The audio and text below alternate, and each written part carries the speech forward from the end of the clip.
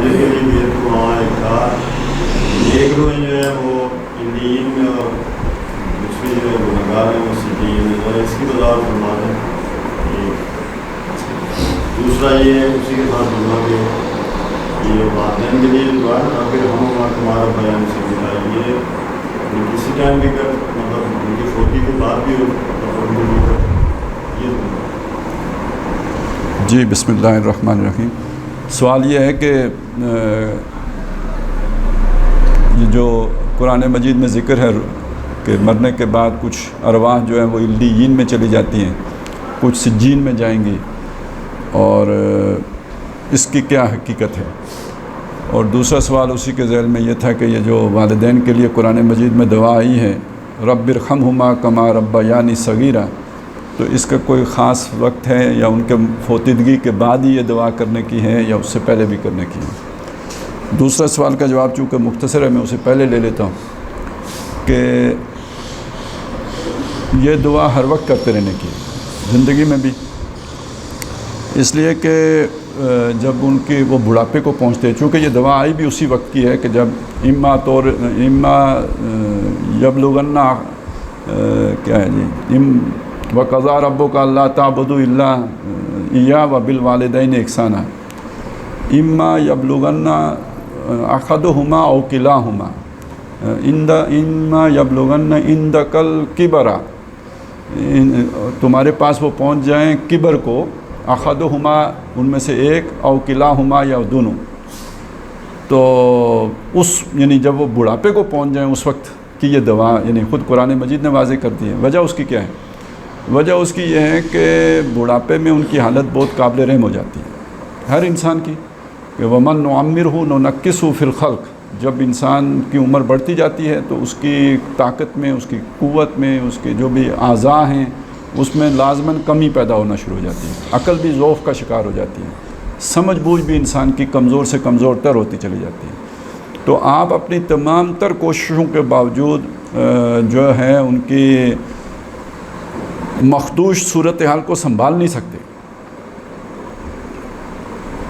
और जितना भी संभाल लें तो उनके ज़हनी सुकून का बायस इसलिए नहीं बन सकते कि वो उनको एक बहुत बड़ा ये है कि वो किसी पर डिपेंडेंट हो गए हैं। अब इसका क्या आप इलाज करेंगे? जो बंदा अपने काम खुद कर सकता है, खुददार आदमी, वो किसी दूसरे से अपने काम करवाना पसंद नहीं करता, तो बेशक औलाद ही अगर काम कर रही हो और यहाँ तक कि उन्हें वाशरूम में ले जाना भी यानी वो उस पर भी डिपेंडेंट हो गए हों, तो बहरहाल वो खुश तो ज़िंदगी पर नहीं होते, वो एक तकलीफ़देह ज़िंदगी बसर कर रहे होते हैं। तो लिहाजा तमाम तर खिदमत के साथ साथ अल्लाह से ये दुआ करना कि अल्लाह इन पर रहम फरमा, और उस तरह जैसे कि इन्होंने मुझ पर बचपन में रहम किया था, तो ये दुआ करने के अंदर दो चीज़ें, एक तो ये कि अल्लाह ताला उन पर रहम फरमाए, दूसरा इसके अंदर एक अपील है जो हम कर तो अल्लाह से रहें लेकिन समझा अपने आप को रहें।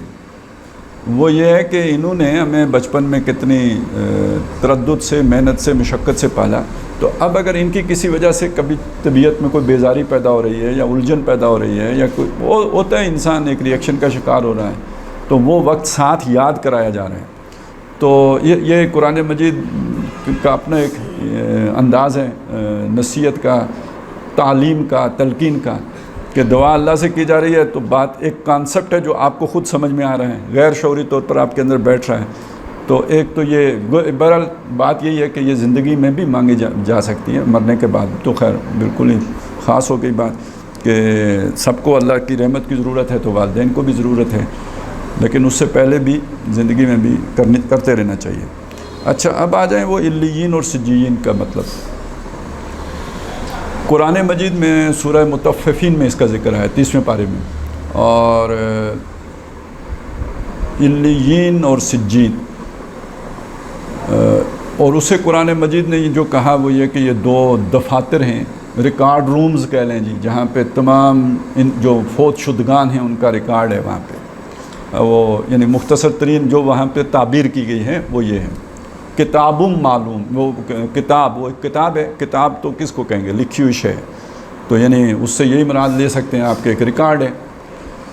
लेकिन बाज़ रवायात जो जैसे अहादीस में बाज़ चीज़ें आई हैं उससे पता चलता है कि वहाँ इंसानी अरवाह है, सिर्फ रिकॉर्ड यानी अमालनामे ही नहीं है, بلکہ وہاں پہ انسانی ارواح بھی وہیں پہ جاتی ہیں، علیینی میں جاتی ہیں یا سجین میں جاتی ہیں۔ اس کو سمجھنے کے لیے پہلے ایک اصولی بات سمجھ لیجئے۔ اصولی بات یہ ہے کہ جو بھی خبریں قرآن میں ہیں یا حدیث میں ہیں غیب کی چیزوں کے بارے میں، وہ ساری متشابہات میں آتی ہیں۔ یہ تو ہم نے پڑھا نا، قرآن مجید میں یہ آیت موجود ہے کہ اللہ تعالیٰ نے قرآن نازل کیا اور اس میں فیہ آیات محکمات ہن ام الکتاب، اس میں پکی آیتیں بھی ہیں، پکی آیتیں جن کا مفہوم بہت واضح ہے، جن کا اطلاق، جن پر ان آیات کا اطلاق ہو رہا ہے وہ باتیں بہت کلیئر ہیں، ان میں کوئی ابہام نہیں ہے، ان کے کوئی دو معنی نہیں ہے۔ تو محکمات ہن ام الکتاب، اصل کتاب تو وہ ہیں، وَأُخَرُ متشابہات، اس کے علاوہ بھی کچھ آیتیں ہیں جو متشابہات ہیں۔ متشابہات کا مطلب کیا ہے؟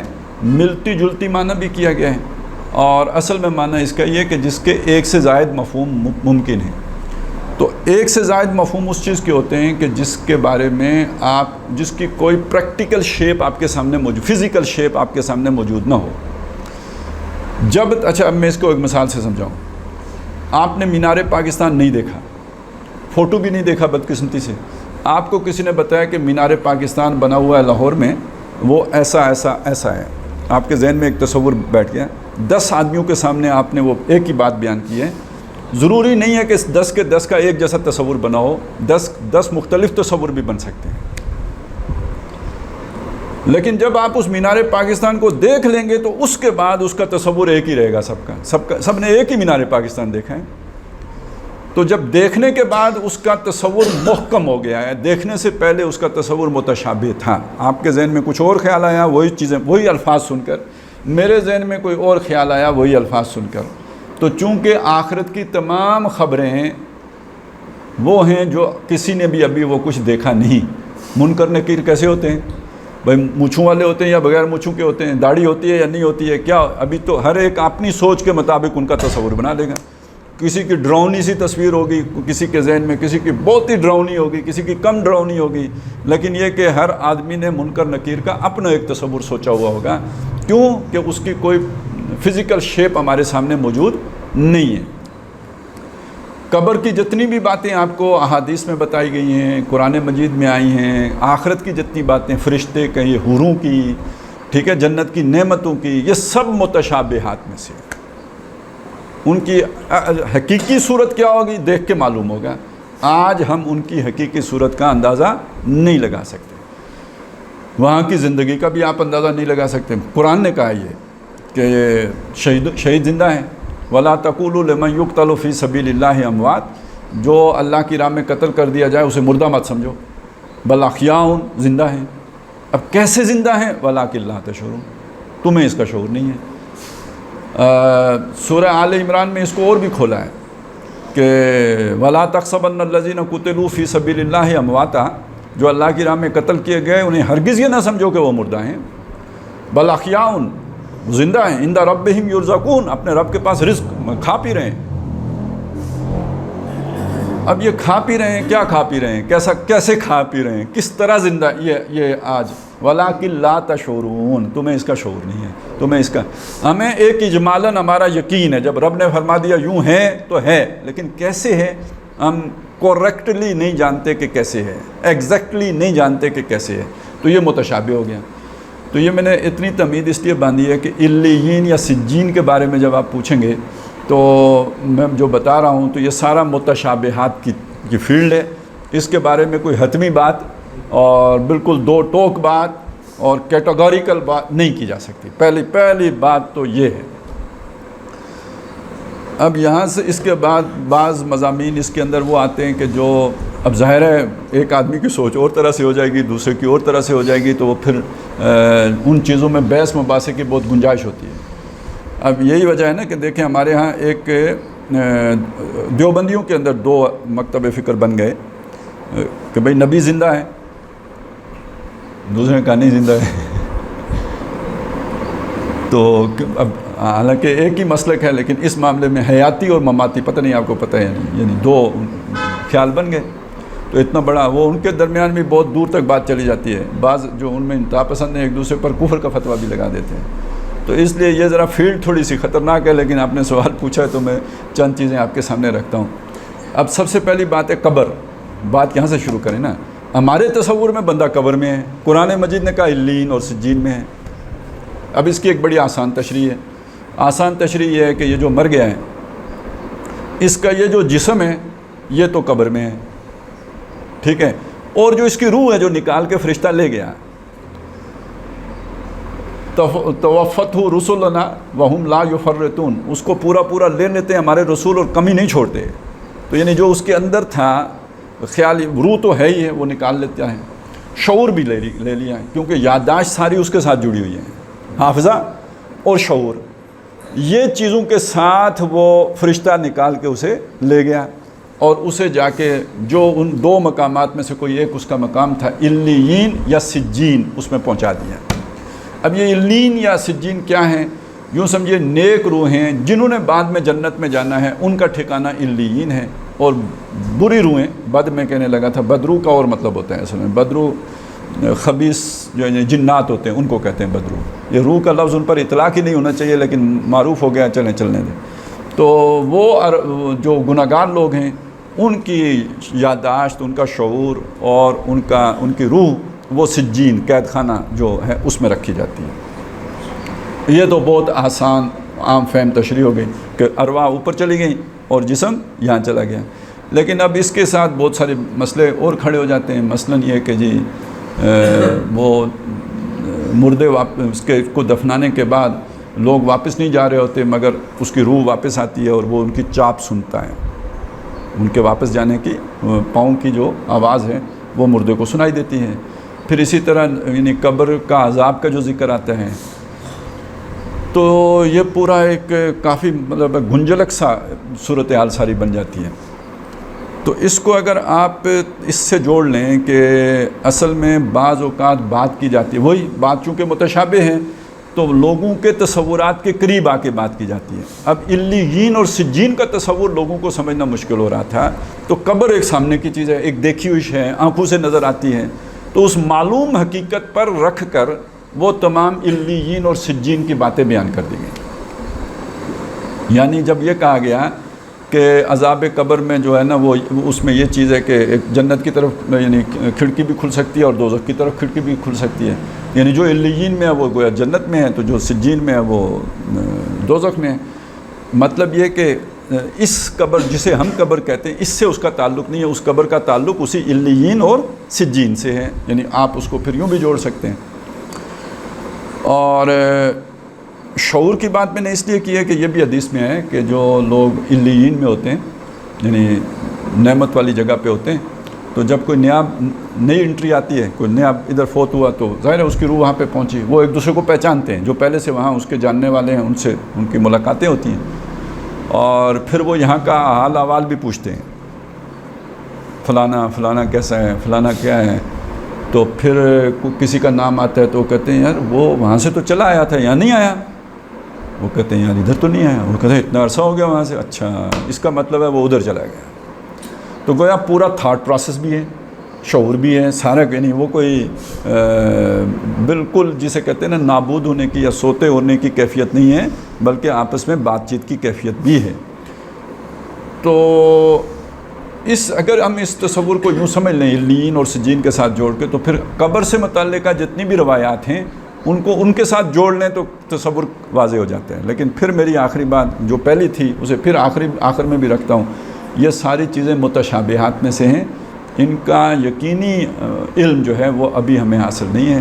ہم اجمالاً ان تمام معلومات پر ایمان رکھتے ہیں کہ بھئی مرنے کے بعد اور حشر سے پہلے قبر میں سزا بھی ہے اور قبر میں نعمتیں بھی ہیں، اور قبر سے مراد ہماری سمجھ میں وہ آتی ہے وہ علیین اور سجین والی بات، کوئی اور بھی ہو سکتا ہے تصور، چونکہ وہ اتنی کلیئرٹی اس میں نہیں ہے، لہذا یہ دونوں باتیں ان کا امکان رہے گا۔ اور باقی اس پہ ایک اشکال یا ایک سوال یہ کھڑا کیا جاتا ہے کہ یار حساب کتاب تو آخرت میں ہونا ہے، وہ تو ابھی یعنی عدالت نے ابھی فیصلہ ہی نہیں کیا تو جزا سزا پہلے شروع ہو گئی، یہ کیا چکر؟ ایک عقلی جو ہے نا وہ بعض لوگ یہ مسئلہ اٹھاتے ہیں۔ تو اس کا ایک جواب تو یہ ہے کہ دیکھیں یہ صرف احادیث میں عذاب قبر کا ذکر نہیں آیا ہے، قرآن مجید میں بھی اس کے اشارات موجود ہیں۔ سورہ فرقان کے آخری رکوع میں کچھ چیزوں سے منع کیا گیا ہے، مطلب کچھ اعمال ہیں، لا یدون مع اللہ الہا آخر ولا یقتلون النفس التی حرم اللہ الا بالحق ولا یزنون، کہ یہ بڑے بڑے جو گناہ ہیں کبیرہ، یہ وہ نیک لوگ یہ کام نہیں کرتے۔ وَمَنْ يَفْعَلْ ذَلِكَ يَلْقَ أَثَامًا، جو کوئی یہ کام کرے گا وہ اس گناہ کا وہ اس سے مل کے رہے گا، یعنی اس سے وہ بچے گا نہیں۔ اور پھر آتا ہے یضاعف لہ العذاب یوم القیامہ، قیامت کے دن اس پر عذاب دگنا کیا جائے گا۔ تو اس کا مطلب ہے کوئی اکیلا تھا نا پہلے جس کو ڈبل کیا جائے گا، سنگل تھا نا جسے ڈبل کیا جائے گا، ٹھیک ہے جی میں اشنا۔ تو ایک تو یہ ہو گیا کہ جی اس میں سنگل اور ڈبل کا عذاب کا ذکر ہے، ڈبل عذاب کا ذکر ہے۔ دوسری بات یہ ہے کہ جیسے ابھی انہوں نے بتایا کہ سورہ مومن میں ذکر ہے کہ جو اصل میں وہ تو بہت طویل واقعہ ہے، اس میں وہ مومن آل فرعون کی پوری تقریر ہے۔ اس کے بعد آتا ہے کہ اللہ تعالیٰ نے اس مومن آل فرعون کو فرعون کی چالوں سے بچا لیا، وقع اللہ، جو وہ تدبیریں اس کے خلاف کر رہے تھے تو اللہ تعالیٰ نے اس کو اس سے بچا لیا۔ اور اس کے بعد یہ آتا ہے کہ اللہ تعالیٰ نے آل فرعون کو ادخلوا آل فرعون فی النار، دو آگ فرعون والو آگ میں داخل ہو جاؤ۔ اور اس میں یہ بھی ہے کہ وہ صبح و شام آگ پر پیش کیے جاتے ہیں، اور قیامت کے دن پھر انہیں ایک بڑی آگ میں داخل کر دیا جائے گا، یعنی یہ اس چیز کی تشریح وہاں پہ بھی آ گئی۔ تو اس کا مطلب یہ ہے کہ اس وقت بھی آل فرعون عذاب سے دوچار ہوتے ہیں۔ تو جو لوگ یہ سمجھتے ہیں کہ قرآن مجید میں عذاب قبر کا یا عذاب برزخ کہہ لیں چلیں، اس کا اگر ذکر نہیں ہے تو وہ انہوں نے قرآن مجید کو اس گہرائی کے ساتھ اس کے اشارات کو سمجھ کر نہیں پڑھا ہوتا، وہ ایک غلط بات کہہ رہے ہوتے ہیں۔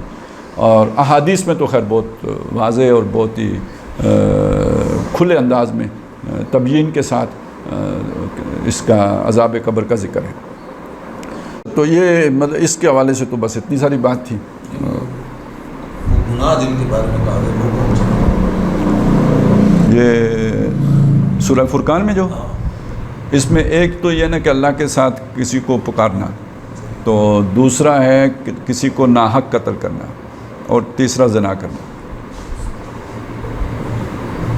لا یدون مع اللہ الہا آخر ولا یقتلون النفس التی حرم اللہ الا بالحق ولا یزنون، یہ تین گناہ ہیں۔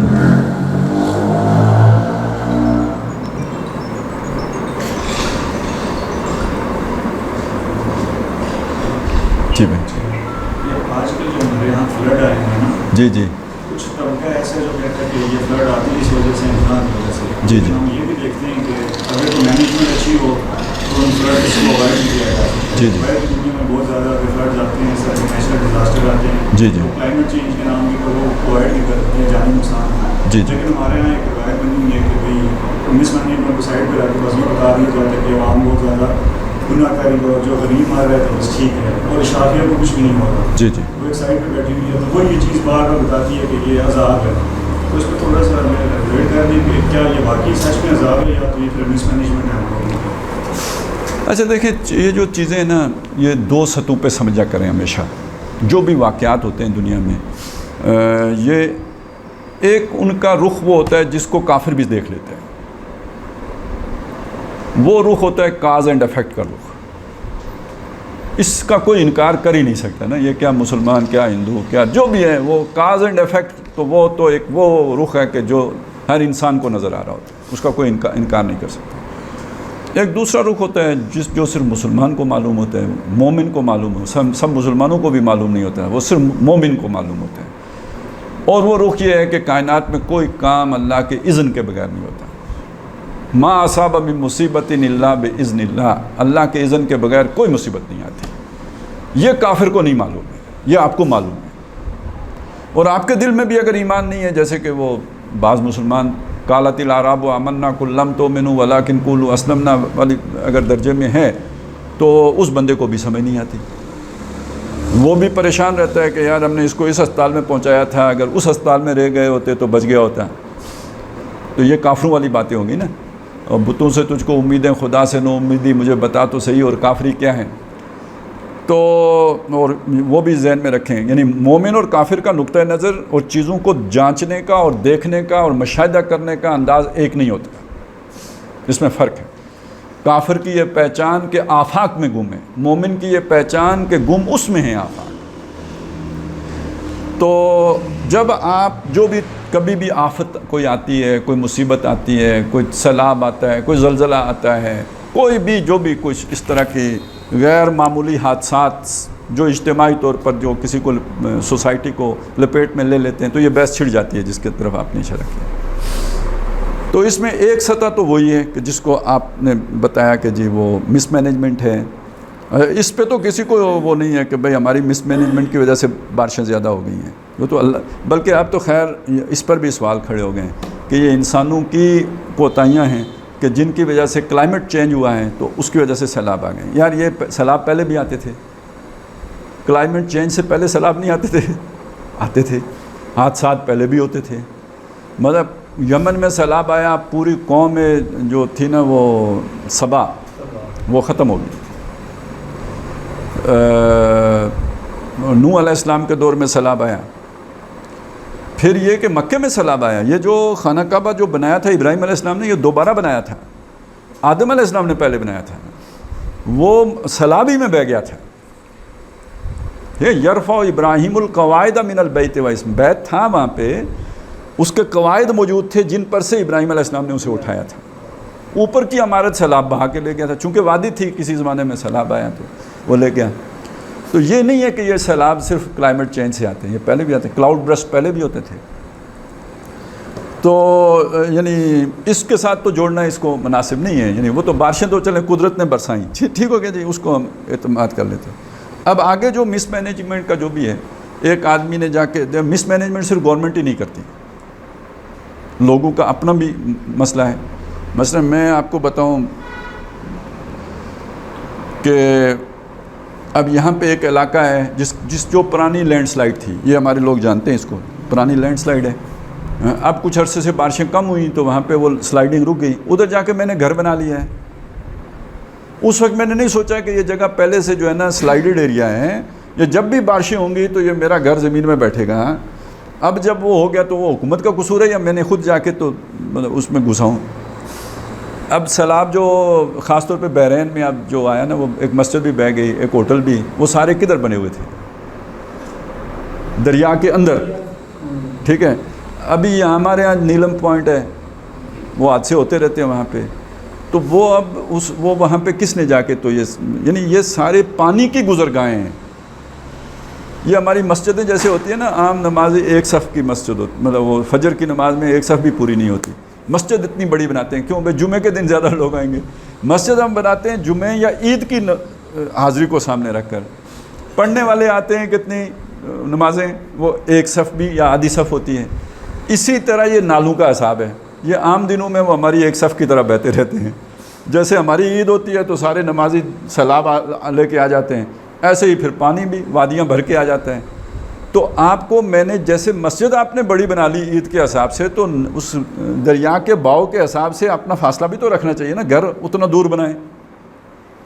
تو جب 7 سال یا 8 سال جو ہے نا عید نہیں ہوتی، یعنی سیلاب نہیں آتا، تو پھر ہم سمجھتے ہیں کہ اب کبھی بھی نہیں آئے گا، جا کے ادھر اندر گھس جاتے ہیں. اور اکثر و بیشتر قبضہ گروپ ہوتا ہے، ادھر مفت ملتی ہے. یہ نالا لے کے پاس بھی جا کے دیکھیں تو یہی کچھ ہوتا ہے. اب ایک تو مس مینجمنٹ یہ بھی تو ہے نا، صرف گورنمنٹ ہی کی تو نہیں. اس کے بعد آگے جی گورنمنٹ یقیناً ان کی بھی وہ ہوتی ہے، مطلب بر وقت انہوں نے متنبع نہیں کیا ہوتا. ان کے پاس محکمے ہیں، وہ پہلے بتا دیتے ہیں. یعنی یہ تقریباً 6 مہینے پہلے سے خبریں آنی شروع ہو گئی تھیں کہ اس سال فلڈ آئیں گے. تو اب تو بلکہ نجومی بھی جو ہے نا، وہ ان سے جو محکمہ موسمیات سے خبریں لے کے تو اس کے بعد نجومی والی پیشن گوئی کرتے ہیں. تو اس لیے یہ کہ سیلابوں کی خبریں تو آ رہی تھیں، حکومت سوئی رہی، وہ رجیم چینج کے چکر میں ایک دوسرے کے ساتھ جو ہے نا وہ ان چکروں میں پڑے رہے. ویسے ہمارے ہاں اتنے وسائل بھی نہیں ہیں کہ آپ کیا کر لیں گے. پبلک ایجوکیشن بھی نہیں ہے، آپ انہیں بتائیں بھی تو وہ لوگ کہتے ہیں اللہ خیر کرے سی. وہ ہمارے جو ہے نا ایک جنرل ایم ایچ انصاری صاحب تھے، وہ کہتے ہیں ایک بندے کا جو ہے نا یہ شتیر جو ہے نا وہ نیچے آ گیا ہوا تھا، لف گیا تھا، اسے کسی نے توجہ دلائی کہ یہ کسی دن ٹوٹ جائے گا، اس نے کہا نہیں یہ جو ہے نا اللہ خیر کرے گا. پھر ایک دن ٹوٹ گیا، نیچے بچے سوئے ہوئے تھے، ان پہ گرا، بچہ مر گیا، اس نے کہا اللہ کی مرضی. تو اس حد تک تو بات بالکل ٹھیک ہے کہ یہاں تک تو بالکل اس میں کوئی شک نہیں ہے کہ انسانی قصور، انسانی کوتاہی، اس پر صرف ان کو ہی نہیں، یعنی حکومت کی جو ذمہ داریاں تھیں ان کا بھی کمیشن بن کے اس کا بھی تعین ہونا چاہیے، لیکن ان سے بھی پوچھنا چاہیے کہ بھائی آپ خودکشی کرنے یہاں آ کے بیٹھے کیوں تھے؟ آپ کو کس نے یہ تعمیر کرنے کی اجازت دی تھی؟ یہ میں نے سنا ہے کہ چیف صاحب نے کوئی گئے ہیں بحرین کے دورے پہ، تو انہوں نے کہا یار جنہوں نے یہ اجازت دی تھی نا ذرا ان کا پتہ کرو نا، انہوں نے اجازت کیوں دی تھی؟ یہاں ہوٹل بنانے کی اجازت دی تھی یا مسجد، تو کیوں دی تھی؟ تو اس طرح کی اگر چیزیں ہوں گی اور ہونی چاہیے، اس سے نہیں بھاگنا چاہیے. لیکن یہ کہ اس کے ساتھ ساتھ دوسری طرف یہ بات کہ اللہ اگر نہ چاہتا تو یہ نہ ہوتا. بطور مسلمان ہمیں اس پر ضرور جو ہے نا وہ یقین رکھنا چاہیے. اب یہ کیوں ہوتا ہے؟ اللہ کیوں چاہتا ہے؟ اللہ خود کہتا ہے میں لوگوں پر ظلم نہیں کرتا. ان اللہ لا یظلم الناس شیئا ولکن الناس انفسهم یظلمون. لوگ اپنی جانوں پر خود ظلم کرتے ہیں. یہ بھی اللہ تعالیٰ فرماتا ہے وما اصابکم من مصیبت فبما کسبت ایدیکم. جو بھی تم پر مصیبت آتی ہے تمہارے ہاتھوں کے نتیجے میں، تمہارے کیے کے نتیجے میں آتی ہے. یعنی اللہ ظلم نہیں کرتا، تم نے کچھ الٹا کیا ہوتا ہے جس کے نتیجے میں یہ آتی ہے. تو اب اس کا ایک معنی تو وہ بھی لے سکتے ہیں نا جو پہلے کے ساتھ، کہ تم نے جا کے ادھر غلط جگہ پہ ہوٹل بنایا ہوتا ہے تو تب وہ مصیبت آتی ہے. ایک یہ معنی بھی لے سکتے ہیں. لیکن ایک دوسرا معنی بھی ہے کہ تم نے کسی پہ ظلم کیا ہوتا ہے جس کے کفارہ پھر یوں ادا ہوتا ہے. تم نے کوئی غلطی، کوئی بغاوت، کوئی نافرمانی کچھ کیا ہوتا ہے جس کے بدلے میں یہ ہو رہا ہوتا ہے. اچھا یہ جو ہے یہ کامل سزا نہیں ہوتی، یہ پوری سزا نہیں ہوتی، بلکہ یہ سزا ہی نہیں ہوتی، یہ رحمت ہوتی ہے. اب میں آپ کو یہ سمجھاتا ہوں یہ کیا ہوتا ہے. قرآن مجید میں یہ بھی ہے وَلَنُذِيقَنَّهُم مِّنَ الْعَذَابِ الْأَدْنَىٰ دُونَ الْعَذَابِ الْأَكْبَرِ. ہم انہیں لازماً بڑے عذاب سے پہلے چھوٹے عذاب کا مزہ چکھائیں گے. ٹھیک ہے، یعنی بڑا عذاب کیا ہے؟ جہنم. یا بڑا عذاب دنیا میں کون سا آتا ہے جس میں جڑ کٹ جاتی ہے، پھر کوئی نہیں بچتا، ایک ہوٹل نہیں، ہاں پھر وہ نسیم منسیہ ہو جاتے ہیں. لا یرا الا مساکنہم، گھر رہ جاتے ہیں، بندے نہیں رہتے. فقطع دابر القوم الذین ظلموا، پھر ظالم قوم کی جڑ کاٹ دی جاتی ہے.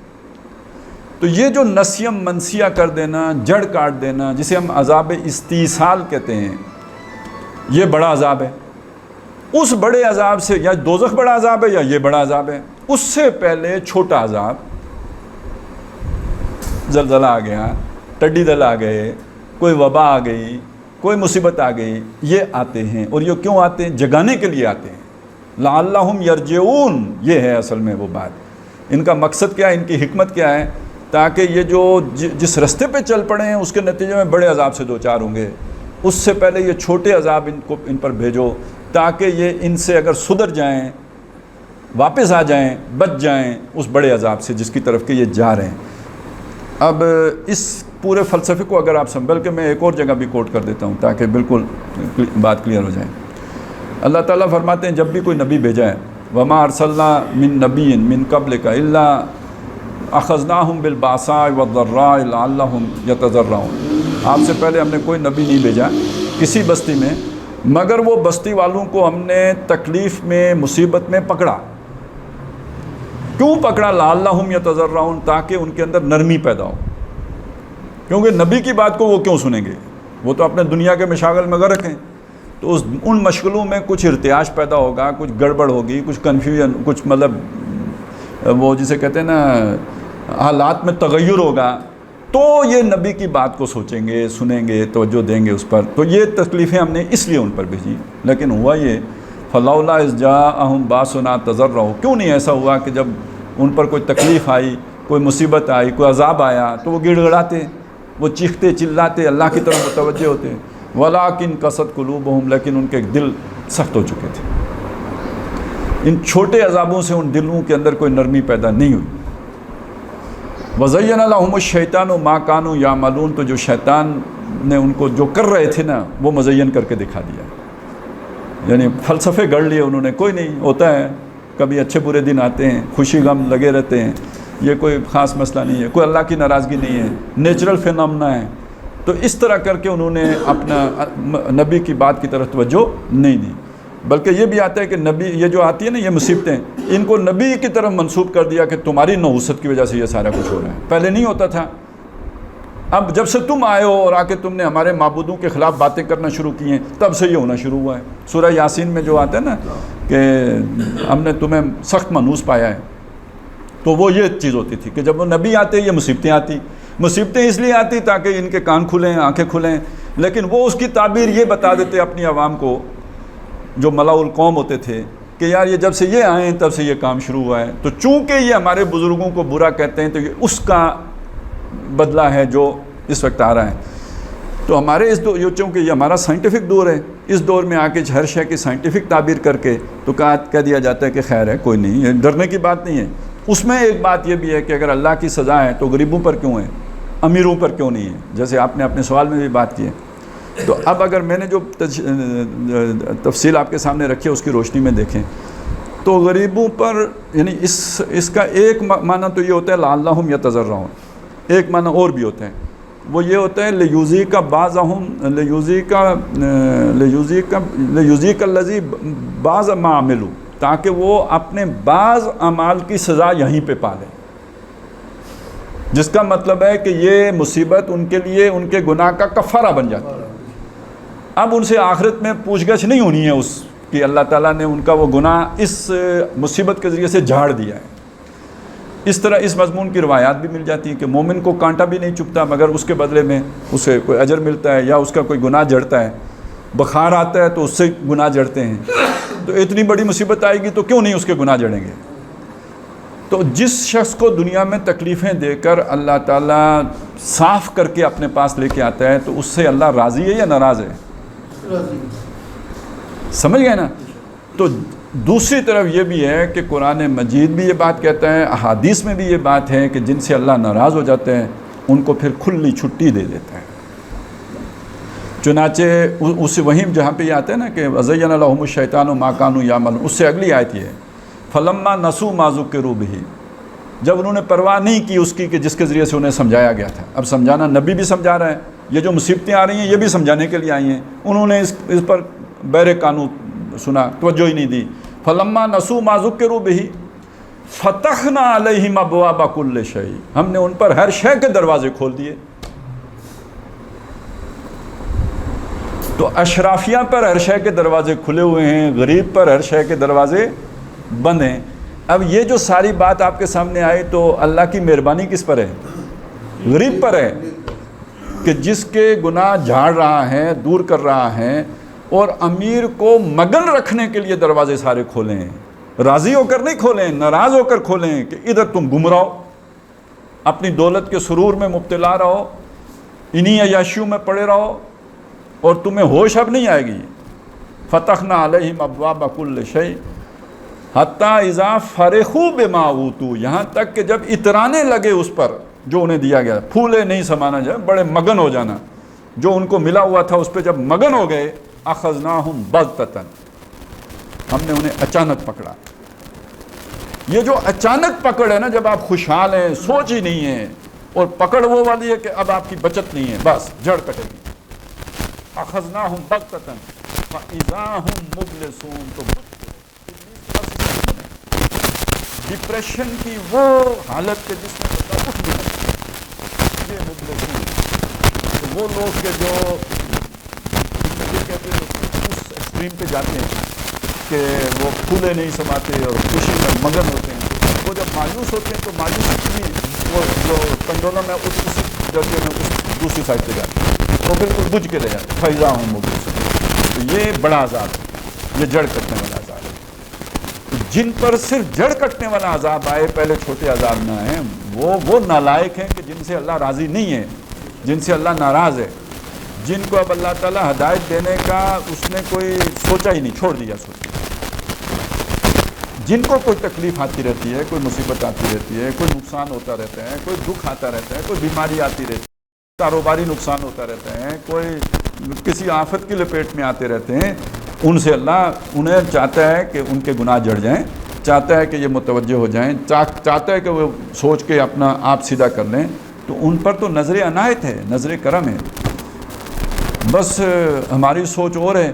اللہ تعالیٰ جو مہربان، ماں سے 70 گنا زیادہ محبت کرنے والا ہے، وہ اپنے طور پر چیز کو دیکھتے ہیں۔ جگر وہ تو سراپا محبت ہی محبت ہیں، مگر ان کی محبت صاف پہچانی نہیں جاتی۔ That's the problem. ما قدر اللہ حق کا قدری، انہوں نے اللہ کو نہیں پہچانا جیسے کہ اس کو پہچاننے کا حق تھا۔ بیدک الخیر، تیرے ہاتھ میں خیر ہی خیر ہے۔ تو انسان کے لیے اللہ تعالیٰ جو ہے نا اپنے بندوں کے لیے شر نہیں کرتا ہے، جو بھی تکلیف آتی ہے وہ بھلائی کے لیے ہی آتی ہے۔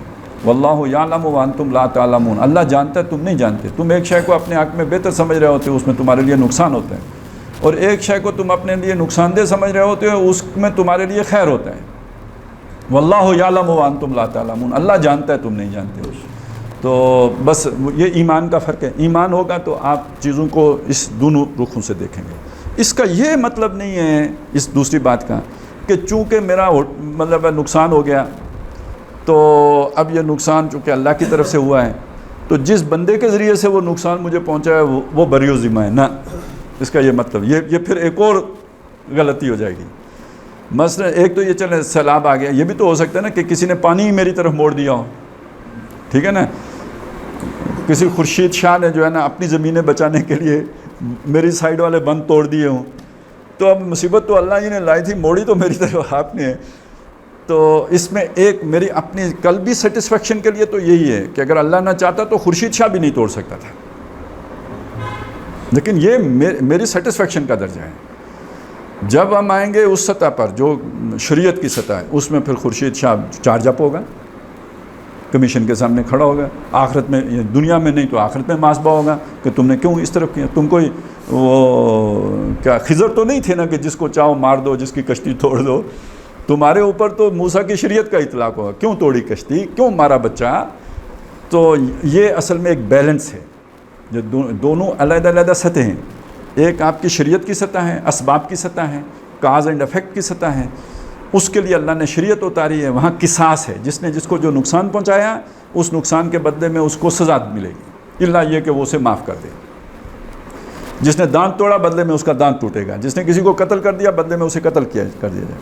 بلکہ اسی قتل کرنے سے سمجھے نا کہ جیسے اللہ نے کہا کوئی مصیبت اللہ کے اذن کے بغیر نہیں آتی، اسی طرح مرنا بھی تو اللہ کے بغیر اذن کے بغیر نہیں ہے نا۔ وما کان لنفس ان تموت الا باذن اللہ، کوئی جان اللہ کے اذن کے بغیر نہیں مر سکتی۔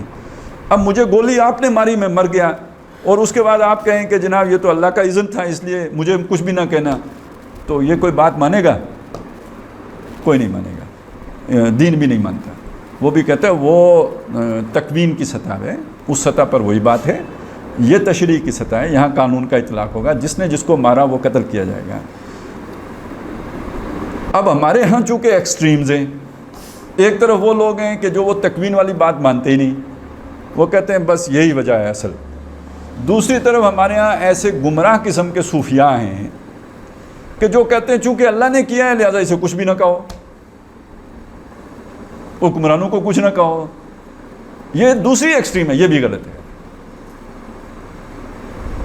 اسی لیے میں نے وہ مثال دی کہ ایک بندے نے دوسرے کو مار دیا، آپ یہ تو نہیں کہہ سکتے کہ چونکہ مرتا بندہ تبھی ہے جب اللہ اسے مارتا ہے لہذا مارنے والے کو کچھ نہ کہو۔ تو جیسے وہاں پہ آپ مارنے والے پر قصاص لاگو کریں گے، اسی طرح ایسے تمام معاملات میں جس کی غلطیاں ہیں اس کو آپ اس کی تعدیب کریں گے، اسے سزا دیں گے۔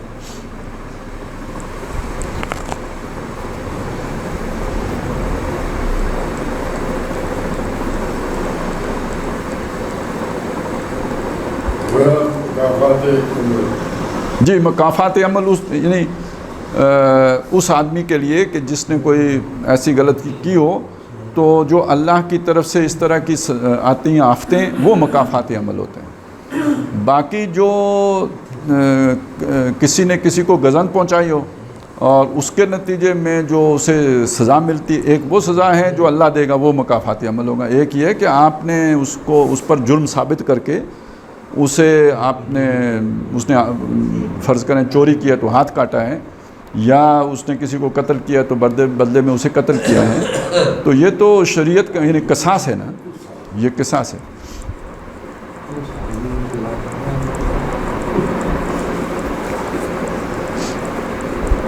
یہ اس کے کیے کا بدلہ ہے.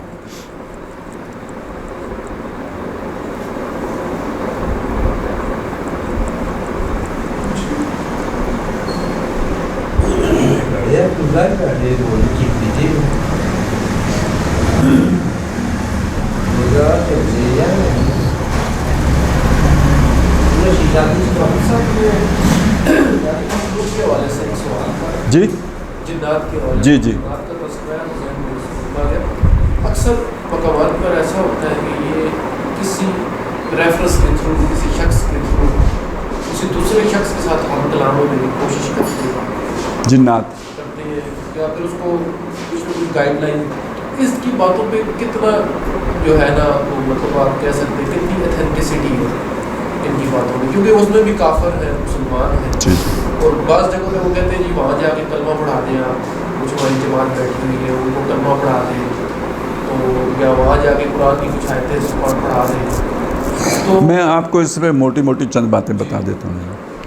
دیکھیں یعنی پہلی بات تو یہ ہے کہ جنات کا وجود قرآن مجید سے ثابت ہے، ٹھیک ہے.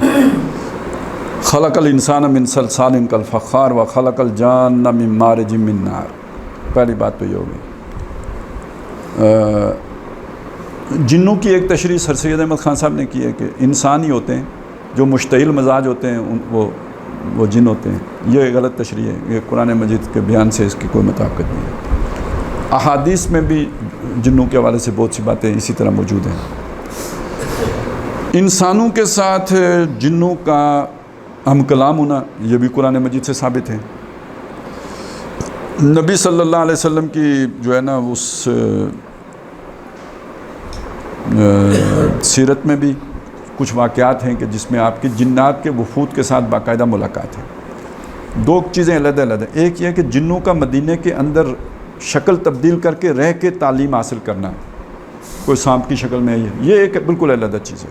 کیونکہ جب وہ شکل تبدیل کر کے آتے ہیں تو اب وہ ان کی وہ والی جو ہے نا ایک استعداد پوٹینشل وہ نہیں رہتا، یہ وہ ان کے اندر لمیٹیشن آ جاتی ہے، وہ ایک بالکل دوسری صورت ہے. لیکن جن کا بحیثیت جن اپنی اصل حیثیت میں نبی صلی اللہ علیہ وسلم سے ملنا یہ بھی ثابت ہے، لیکن یہ مدینہ کے اندر کبھی بھی نہیں ہوا. اس کے لیے نبی صلی اللہ علیہ وسلم ہمیشہ جنوں کے وفود کو شہر کے باہر ٹھہراتے تھے اور وہیں جا کے ان سے ملاقات کرتے تھے. تو یہاں تک بھی بات ٹھیک ہو گئی. اس سے آگے ایک مسئلہ آ جاتا ہے کہ جن کسی کے قابو میں ہیں، موکلات وغیرہ جو کہتے ہیں نا کہ جن کسی کے قابو میں ہیں، یہ کم از کم یعنی صحابہ کے دور تک بھی یہ کوئی معلوم چیز نہیں تھی کہ لوگ کو جن کو قابو کر کے رکھا جاتا ہے. قرآن مجید کے مطالعے سے یہ پتہ چلتا ہے کہ جنوں اور انسانوں کی اس نوعیت کی دوستیاں پہلے بھی نہیں ہیں جسے آج ہم کہتے ہیں قابو کرنا. اور ان دوستیوں میں انسان اپنے انسانوں کو یہی سمجھاتے رہے ہیں کہ جن میرے قابو میں ہیں، لیکن اصلاً جو انسان یہ کہتا ہے کہ جن میرے قابو میں، وہ خود جنات کے قابو میں ہوتا ہے. وہ ان کا ایک فرنٹ مین ہوتا ہے انسانوں کے ساتھ انٹریکٹ کرنے کے لیے. اور یہ سارا شیطانی عمل ہوتا ہے، یہ کوئی نیک رستہ نہیں ہوتا. جنوں کے ساتھ یہ دوستی کرنے کا رستہ طریقہ نیک طریقہ نہیں ہے، کوئی اچھا طریقہ نہیں ہے، کوئی نبی کا بتایا ہوا طریقہ نہیں ہے. یہ سب طریقے وہ ہیں کہ جو بالکل غلط ہیں اور اکثر و بیشتر بہت بڑے بڑے گناہ ہیں. اس میں یعنی کبیر اکبر الکبائر قسم کے گناہ کرنے کے بعد ہی جنات کے ساتھ یہ دوستی قائم ہوتی ہے. اب آ جائیں جی جنوں کی خبریں. جنوں کی خبریں بالکل جو بندہ جن کی خبر دیتا ہے وہ کاہن ہے. کاہن کا ذکر قرآن مجید میں آیا نا. کاہن وہ لوگ ہوتے ہیں کہ یعنی مکے والوں نے حضور صلی اللہ علیہ وسلم کے بارے میں یہ مشہور کیا تھا کہ یہ کاہن ہے. کاہن وہ آدمی ہوتا ہے جس کے پاس جن خبر لے کے آتے ہیں، اور وہ خبر جیسے ہمارے نجومی شجومی ہیں تو وہ یہ کہانت ہے. اور اسی لیے قرآن مجید نے یہ بتایا وما ہوا بقول کاہن، یہ کسی کاہن کا قول نہیں ہے، یہ رسول کریم کا قول. یعنی یہاں حضور مراد نہیں ہے، جبریل مراد ہے. یعنی کاہن کے پاس شیطان آتا ہے، یہ ان کے پاس رسول کریم آیا ہے. تو کہانت اور قرآن مجید آمنے سامنے. جو بندہ بھی جن کی خبر دیتا ہے وہ کہانت ہے. اب آ جائیں جن. دیکھیے ہر چیز کی اپنی ایک حقیقت اور ایک ماہیت. انسان بھی سارے برابر نہیں ہوتے، لیکن بہرحال انسان سب آدم کی اولاد ہونے کی حیثیت سے بہت حد تک ایک جیسے ہی ہوتے ہیں، 2 ٹانگیں 2 آنکھیں، یعنی تبھی تو ہم ایک اسپیشی تو ہے نا. اوور آل سب کی عادتیں بھی ایک جیسی ہوتی ہیں، تھوڑے سے فرق کے ساتھ ایک جیسی ہی ہوتی ہیں. لیکن آپ معلوم جو چیزیں مثلاً حیوانات، دیگر حیوانات ہیں، چلے انسان کو بھی ہم 2 منٹ کے لیے حیوان ہی مان لیں، اعضاء تو سارے وہی ہیں جو حیوانوں کے اندر ہوتے ہیں. لیکن اب آپ کسی دوسری اسپیشی کو لے لیں، انسان کے قریب تر جو ہے نا وہ بندر ہے فرض کریں، تو بندر اور انسان کی سوچنے کا طریقہ ایک تو نہیں ہے. ان کی انسٹنکٹس اگرچہ ایک ہیں، لیکن کس پر کون سی انسٹنکٹ کتنی غالب ہے یہ ایک چیز تو نہیں ہے، فرق ہے. تو دونوں کا خیر اور شر کا معیار ایک نہیں ہو سکتا. بندر کا اور انسان کا خیر اور شر کا معیار ایک نہیں ہو سکتا. اسی طرح جن اور انس کا خیر اور شر کا معیار ایک نہیں. سارے انسانوں کا بھی خیر و شر کا معیار ایک ہے، اگرچہ کہ شریعت سب کے لیے ایک ہے، لیکن کچھ لوگوں کو اللہ تعالیٰ نے خیر کثیر دے کے بھیجا ہوتا ہے. ان کی پکڑ کا لیول کوئی اور ہوگا، جن کے رتبے ہیں سوا، ان کی سوا مشکل ہے. کچھ لوگوں کے ساتھ اللہ تعالیٰ نے جو ہے نا وہ مطلب شر زیادہ ہوتے ہیں ان کی طبیعت کے اندر، پیدائشی طور پر زیادہ ہوتے ہیں، تو ان کا محاسبہ ان کی جو بھی طبیعت ہے اس کے حساب سے اللہ تعالیٰ کرے گا. تو جن ایک ایسی مخلوق ہے جس پر شر غالب ہے انسان کی، لہٰذا ان کے خیر و شر کا پیمانہ بھی مختلف ہے. اور جنوں کے بارے میں روایت سے یہ بات معلوم ہے کہ وہ جھوٹ بولتے ہیں. وہ ایمان بھی لے آئیں تو جھوٹ نہیں چھوڑتے.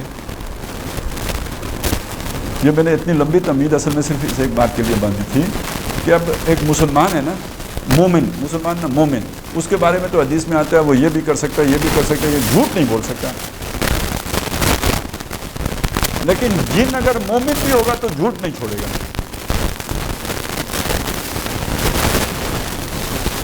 تو جو جھوٹ نہیں چھوڑ سکتا اس کی خبر پر آپ کیسے یقین کر سکتے ہیں؟ تو کبھی بھی جن کی خبر، یا جو بندہ یہ خبر دے کہ مجھے جن نے یہ بات بتائی ہے، اس پر کبھی یقین نہیں. دھوکے باز اس قدر ہوتے ہیں کہ میں آپ اندازہ لگائیں کہ وہ ابو جہل کو لے کے آ گیا کہ چلو میں بھی تمہارے ساتھ، وہ ایک قبیلے کے چیف کی شکل بنا کے آ گیا شیطان، آ کے عین کڑکی میں پھنسا کے وہ ادھر آ کے کہتا ہے کہ میں تو واپس جا رہا ہوں. ٹھیک ہے نا، یہاں وہاں سے واپس ہو گیا بڑے آرام سے. سورہ حشر میں تو صاف بتایا نا کہ کمثل الشیطان اذ قال للانسان اکفر، جب وہ کہتا ہے انسان کو کہ کفر کر، شیطان مشورہ دیتا ہے کفر کر لو، کو الٹا کام سکھاتا ہے اسے، وہ کر لیتا ہے اسے. فلما کفر، جب وہ یہ کام کر لیتا ہے، قال انی بریء منک، اسی وقت کہتا ہے میرا تیرا کوئی تعلق نہیں، انی اخاف اللہ، میں تو اللہ سے ڈرتا ہوں. تو یعنی ہم کسی انسان کے بارے میں یوں سوچ بھی نہیں سکتے، لیکن دیکھیے وہ یوں کرتا ہے. اس لیے اپنے پر نہ قیاس کیجئے کہ جن ویسے سوچتے ہیں یا اس طرح بیہیو کرتے ہیں جس طرح کہ ہم کرتے ہیں. نہیں، جنوں کی اپنا ایک عادتیں ہیں، اپنا ان کی ایک وہ ہے جو بناوٹ ہے جس پہ وہ بنائے، خلقت ہے، لہٰذا ان پر اعتماد کبھی بھی نہیں کرنا چاہیے، جن کی خبر کو ماننا ہی نہیں چاہیے. یہ جو ہوتا ہے نا، یہ جو وہ انہوں نے تعویذ نکال لیے، تو یہ سب نہ وہ ہنسی کھیل کر رہے ہوتے ہیں ہمارے سامنے. اور یہ جو علاج معالجہ بھی آج کل جنوں نے شروع کیا ہوا ہے، بہت سارے لوگ ایسے ہیں کہ وہ کہتے ہیں کہ جو ہمارے پاس جن ہے، اور جن سرجن مطلب وہ آرٹ پیشنٹ بھی دیکھتے ہیں، آرٹ سرجریاں کرتے ہیں. ویسے دلچسپ بات یہ ہے کہ وہ جو باغ میں ایک شخص تھے نا، باغ کے قریب، ہمارے یہاں بھی بہت سے لوگ وہاں پہ گئے ہیں ان کے پاس جا کے، تو اللہ تعالیٰ نشانیاں اپنی دکھاتا ہے. وہ بندہ ابھی کوئی 6 مہینے پہلے اس کو ہارٹ پرابلم ہو گئی، اس کو خود. جب اسے پرابلم ہو گئی تو اب وہ کیا کرے. مجھے پہلے خبر ملی تھی کہ بھائی اس نے جا کے کراچی میں آپریشن کرایا ہے. ابھی پچھلے دنوں میں جا رہا تھا کوالہ کی طرف، تو یہاں پہ سڑک بند تھی، وہ کارپیٹنگ کر رہے تھے، تو وہاں ایک بندہ مجھے دیکھ کے تو ملنے کے لیے آ گیا، وہ باغ کا تھا، وہ وکیل تھا، وہ مظفر آباد جا رہا تھا، تو وہ راستے بند تھے، وہ میرے ساتھ بیٹھ گیا، باتوں کافی ٹائم اب اس نے بھی گزارنا تھا، میں نے بھی گزارنا تھا. اس نے بتایا یار وہ میری برادری کا ہے، میرا پڑوسی ہے، اور میں نے ہی اس کو بھیجا تھا کراچی، کیونکہ وہ کہتا تھا یہاں اگر میں نے کرایا تو یہ تو سارا مسئلہ بن جائے گا. میں نے کہا چل تیرا کاروبار بھی چلتا رہے، تو کراچی چلا جا. لیکن وہاں بھی وہ کسی نے دیکھ لیا، فوٹو لگائی اس کی، آج کل سوشل میڈیا کا دور ہے، وہ آ گئی، تو اس کا اپنا تو یہ ہوا. لیکن میں یہ کہتا ہوں کہ یہ دیکھیں ممکن ہے کہ جن آپ کا علاج کرے اور اچھا علاج کرے، اس بات کا بالکل امکان ہے. کیوں کہ یہ بہت سارے واقعات لوگوں نے لکھے ہیں کہ جنات جو ہے نا مدرسوں میں پڑھنے آتے ہیں، مسجد نبوی میں بھی آتے تھے، مدینے کے بارے میں بھی ہے کہ وہاں پہ وہ شکلیں تبدیل کر کے رہتے تھے. اب آپ سوچیں کہ کوئی میڈیکل کالج میں جن گھس جائے اسے کون نکالے گا؟ اسے تو کوئی فیس دینے کی ضرورت نہیں ہے، وہ تو مرضی جس کالج میں جا کے پڑھ لے. ہمیں تو پھر کہیں داخلہ لینا پڑے گا پاکستان میں، یہ وہ تو جا کے امریکہ میں پڑھے نا، جن کو کون روکے گا؟ اس کے بعد جناب وہ تجربہ حاصل کرنے کے لیے جس آپریشن تھیٹر میں گھس جائے، جن کو تو کوئی نہیں روک سکتا ہے. لہٰذا اگر اچھا ان کی عمریں بھی بہت زیادہ ہوتی ہیں. ہمارا ایک بندہ قابل ہوا، اتنے میں 60 سال ہو گیا، 10 سال اور تجربات کیے، مر گیا. جن اگر 400 سال 600 سال 800 سال جیتا ہے تو اس کا تجربہ کتنا وسیع و عریض ہوگا. تو اس لیے اگر وہ کوئی سرجری کرتا ہے یا یہ وہ تو مطلب عین ممکن ہے کہ کر لے. لیکن میرے ایمان کا تقاضا یہ ہے کہ میں کسی ایسے بندے کے پاس بالکل نہ جاؤں کہ جو جن کے ذریعے سے علاج کرتا ہوں. اور آخری زمانے کے فتنوں میں سے یہ ایک بہت بڑا فتنہ ہے، یہ جو علاج معالجہ جب جنات شروع کریں گے تو اس کا جو اینڈ ہے نا وہ دجال ہے. دجال کے بارے میں یہ باتیں حدیث میں آئی ہیں کہ جو پیدائشی اندھا ہوگا اس کو بھی وہ ٹھیک کر دے گا. اب میڈیکل سائنس یہاں پہنچ چکی ہے، کوڑی کو ٹھیک کر دے گا، بندے کو پورا کاٹ کے علیحدہ علیحدہ کر کے پھر جوڑے گا. اب آپریشن میں یہ نہیں ہو رہا، وہ دل کتنا نازک شے ہے، اس کو کھول کے وہ اپنے وہ بادشاہ سیدھے کر کے گھڑی ساز کی طرح تو پھر ادھر رکھ کے پھر چلا دیتے ہیں.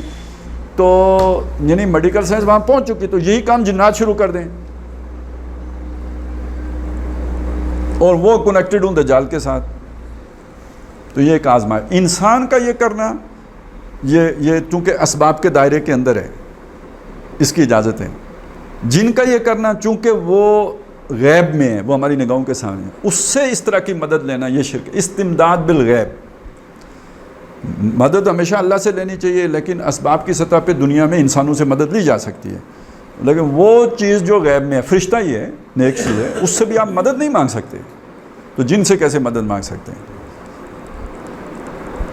تو جن سے اس طرح کی ڈیمانڈ ہی کرنا کہ وہ تعویذ نکال کے لے آؤ، یا یہ ڈیمانڈ کرنا کہ میرے لیے پانی کا گلاس لے آؤ، یا یہ تقاضا کرنا کہ جن میرا فلانا کام کر دے، یہ فی نفس ہی غلط بات ہے. کیونکہ جن تو ایک غیب کی چیز ہے، جیسے آپ فرشتے سے یہ تقاضا نہیں کر سکتے ایسے ہی جن سے بھی نہیں کر سکتے.